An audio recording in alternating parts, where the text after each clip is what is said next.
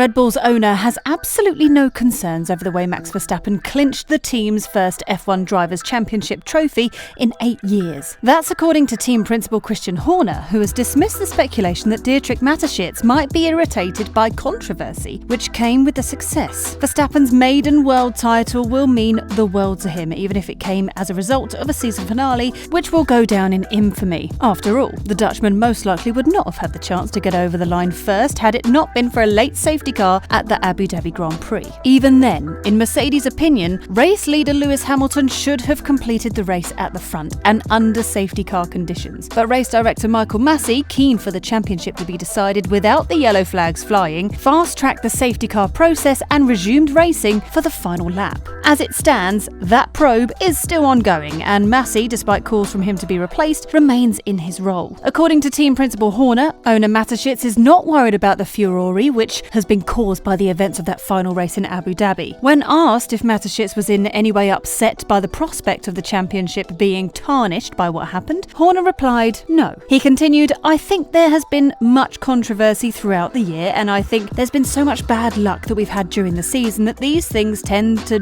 balance themselves out. He felt Max was very deserving. He was proud of what he'd done and what the team had achieved. And looking ahead to the future of Max Verstappen at Red Bull, Christian Horner believes the relationship between them binds them together stronger than any contract. Verstappen is far and away the number one driver at Red Bull, and it's appeared that way ever since Daniel Ricciardo left at the end of 2018. The Australian clearly aware of who was the team's priority for the future. That scenario has continued since Verstappen was accompanied by Pierre Gasly, Alex Albon, and now Sergio Perez in the driving pairing, with the Mexican knowing from an early stage in 2021 that he was playing a supporting role to his Dutch colleague. Before the 2021 campaign began, there were reports of Verstappen having a clause in his contract whereby if Red Bull could not give him a car with which to contend for the title, he would be able to walk away, most likely to Mercedes. Relationships, I think, are not about contracts. It's exactly about relationships, said Horner. And Max, he came into the team as almost a boy, and he's grown into a young man, and he's grown with the team. I think the relationship we share, the trust we share in each other, is worth more than any piece of paper. I look forward to racing with Max for many years to come, and I believe the best years are very much still to come. So that's what Red Bull thinks about the debate surrounding Max Verstappen's World Championship win. There is no question all the talk about Lewis Hamilton will have taken away some of the attention and perhaps glory from Verstappen. Nico Rosberg has admitted he feels no disrespect from Lewis Hamilton after the Brit had called Valtteri Bottas his best Mercedes teammate. Rosberg and the Stevenage-born racer had a fierce rivalry during their time with the Silver Arrows.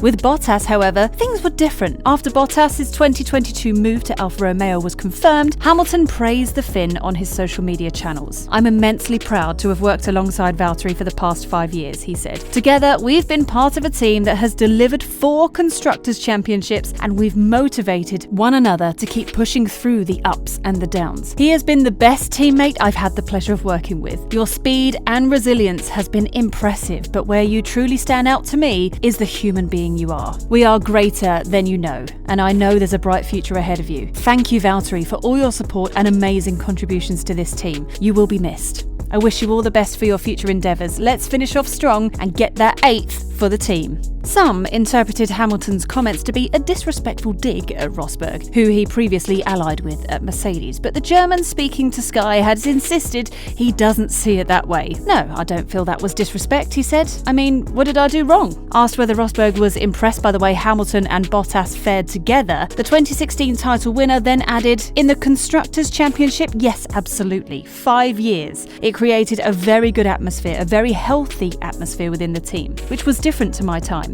And that has given it a very good strength. So Mercedes is Constructors' Champion. Valtteri did much better than Sergio Perez at Red Bull, so he deserves credit. Hamilton, should he continue in F1 following his defeat to Max Verstappen, will now partner up with George Russell at Mercedes. Yet Rosberg said in December that the decision to unite the pair is a big risk. I think that Bahrain race is what helps George most because Valtteri is a reference. He knows how Valtteri goes in qualifying with Lewis. Often they're nip and tuck right there, and especially in Bahrain. And George was right there with Valtteri straight away. So that would give George a lot of confidence that he had to get the job done and he will be quick enough. It was a difficult decision for Toto because the risk was quite high. If George is really on exactly the same pace as Lewis, it could become really intense in the team. There are a lot of unknowns there. Is George always going to back out, or is he going to get his elbows out? That's just going to be great to watch. Rosberg did also say last month that he feels Hamilton should return to Formula One rather than walking away. It was heartbreaking for him, absolutely, because until 4 laps from the end, he was almost certain to be world champion, he said. Then with this change of procedure, or whatever you want to call it, suddenly he lost the world championship. It was tough. It was extremely tough. But of course, I do count on him being back on the grid next year and fighting to get back that world championship.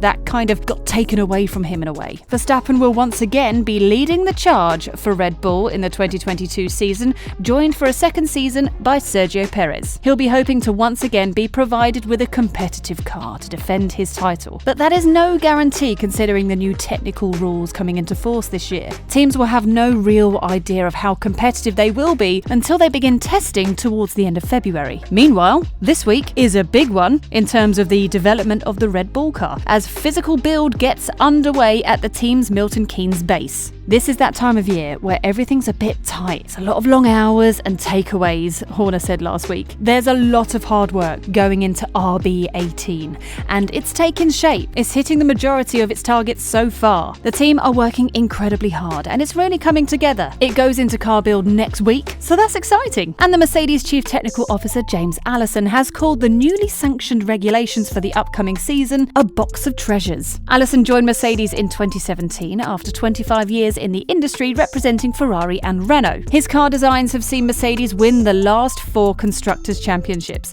while he also competed a clean sweep of 7 straight titles from 2000 to 2006 with Ferrari and Renault. But next season's title may be the hardest one to win yet, according to the Lincolnshire-born leader. New changes have been enforced by Formula One chiefs, majorly altering the aerodynamic concept of the cars, which will allow them to follow one another more closely and improve overtaking opportunities. And Allison claims this is a landmine that will change the landscape drastically. We've been buried in them, and the reality of making them real for so long, it's easy to forget sometimes that just what a massive set of regulation changes these 2022 rules represent, said Allison in a Mercedes video. I've been working in the sport for over 30 years, and they dwarf anything else I've ever seen. I suspect if I were to dig out Wikipedia and go through every season of the sport there has ever been, there would be nothing to match the scale of the change that comes in 2022. The rule set is not only enormous, the regulations are about twice the size of what's preceded them, but they're almost entirely different to what came before them. That has meant we've had to reinvent the car tip